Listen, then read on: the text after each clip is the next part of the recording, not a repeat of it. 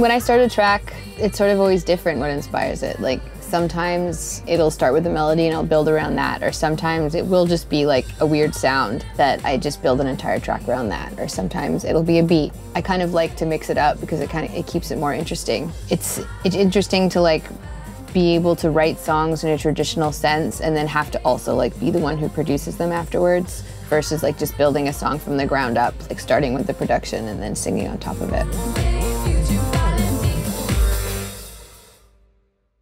The first record that I made as Austra, Feel a Break, was almost recorded entirely using samples from Massive. And I remember I was like doing some vocals for this like dubstep producer in London, and he thought it was so funny that I was using Massive because it's like such a like classic dubstep synth, and I did something like obviously totally different with it.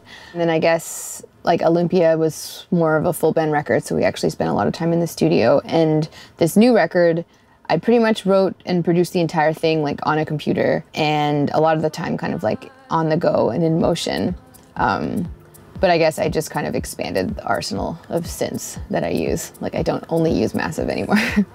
I got really into like the Arturia synths. I use a lot of those. I use a lot of like Absinthe and Rounds, a lot of Battery 4, and then just kind of like my own samples.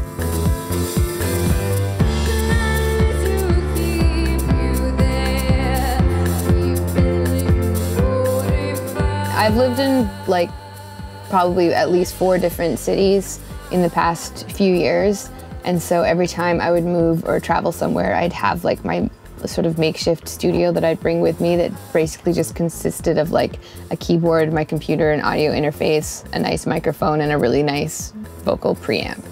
And that's it. And I just sort of like trucked that around everywhere. And then I actually like recorded and engineered the whole record just like with that setup.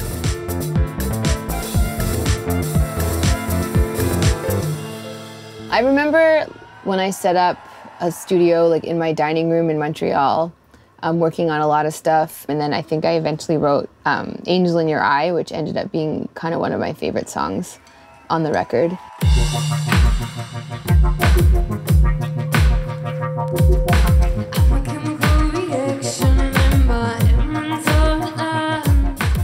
Angel in Your Eye is the kind of song where the original sounds could not be replaced. It was like the original sounds kind of made the song what it was. And yeah, it was like I used this kind of like wonky synth in the retro synths, the native instruments. And I tried like swapping it out a bunch of times just like for experimentation, and it just like completely changed the vibe of the song. So even like, yeah, when we play it live, like Dorian actually uses his Moog as a MIDI controller, and it's just like triggering the retro synth sound, which is, yeah, kind of like defines the character of that song. Producing Future Politics was different than in the past because, you know, I would do a certain amount of work and then pass it off to a mixing engineer, and I think that the mixing engineer would sort of take a lot of liberties, and then I wasn't really able to understand what happened, but they just like sounded really different. So I guess this record was kind of a really good learning process because it like forced me to be much more involved.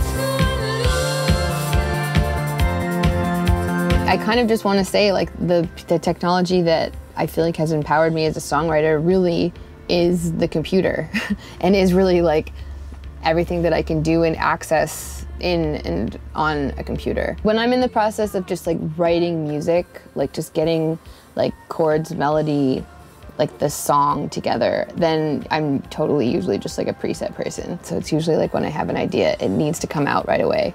And it's really nice to have the flexibility when you're working with a computer, when you're working with soft synths, to just be able to like flip through sounds really quickly and just like get it out. And then you can kind of figure out like the complexities of the production later on.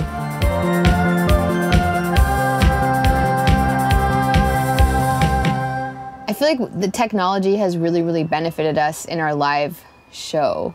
You know, like we've really been able to kind of like pretend that we're a real band.